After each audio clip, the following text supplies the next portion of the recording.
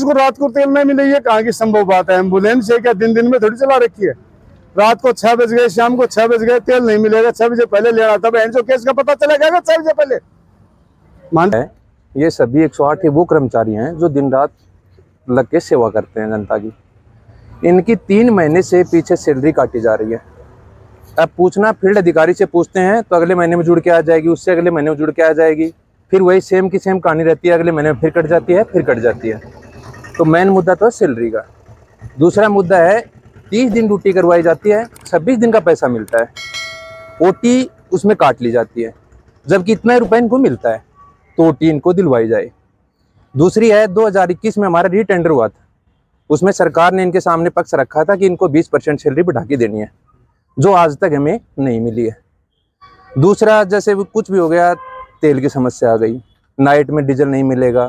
अब कोई केस मिलता है उसमें बार बार कंपनी से फ़ोन करवाते हैं, कहाँ पहुँच गए कहाँ नहीं पहुँचे, तो ये एमटीओ समस्या बनी रहती हैं और ना वो उसकी पेशेंट ही केयर कर पाता है। ऐसी 4-5 मूलभूत समस्याएं हैं जिनसे आज हम कलेक्टर साहब को और सीएम साहब को ज्ञापन देंगे। आगे हर महीने 3-4 महीने से कंपनी तानाशाही मचा रखी है, सैलरी की कटौती कर रही है।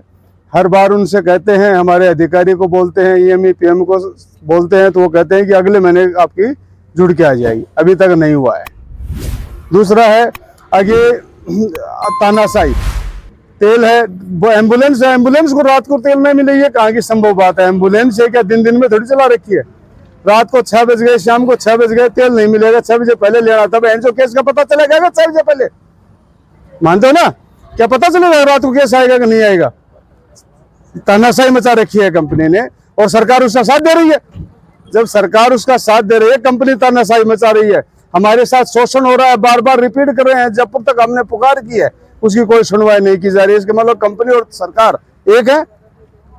गहलोत सरकार के पास भी हमने अरदास रखी थी, दुआ रखा था कि हमें सरकार से निवेदन किया था कि हमें भी हमारी सुनवाई की जाए, उसने भी नहीं किया। अब भजनलाल सरकार के पास जा रहे हैं, बीजेपी के पास जा रहे हैं, तो वो भी सुनवाई नहीं कर रही है। इसका मतलब हमारा शोषण किया जा रहा है और इस पे ज्यादा से ज्यादा हम पत्रकार भाइयों से निवेदन कर रहे हैं, आप हमारे लड़ाई में शामिल हैं और हमारी आवाज को ऊपर तक मोदी तक उठाने की कोशिश करें। धन्यवाद। यशवंत यादव, पायलट। साथीगण आज इकट्ठे हुए हैं काफी दिनों से ज्ञापन देने के लिए, तो उनके तहे दिल से धन्यवाद देना चाहता हूं। सबसे मेन मांग तो हमारी है सैलरी की। हर महीने कटौती में हर किसी के 5,000 काट लेते हैं, किसी के 2,500 काट लेते हैं। और सबसे बड़ी समस्या तो ये है कि देखो, एक गाड़ी पे 4 पायलट, 2 पायलट 2 EMT हैं, चारों जो बराबर ड्यूटी कर रहे हैं उनकी बराबर सैलरी नहीं आ रही है। हर महीने किसी की 10,000 आ रही है, किसी 12,000 आ रही है, किसी 13,000 आ रही है। ये बताओ सैलरी, हमें तो ये नहीं मालूम है कि हमारी सैलरी कितनी है। दूसरी बात, जो हमारे 2021 में नया टेंडर हुआ था, तो 20% बढ़ाने की सरकार ने हमें दिया था, इनको कंपनी के थ्रू साझा हुआ था, कोर्ट से आदेश है, हमारे पास लिखित में आदेश भी है कि इनकी 20% सैलरी बढ़ा के दी जाए। वो आज तक हमें नहीं मिली, तो वो 2-4 साल का एग्रीमेंट और 20% हमारी सैलरी बढ़ाई जाए।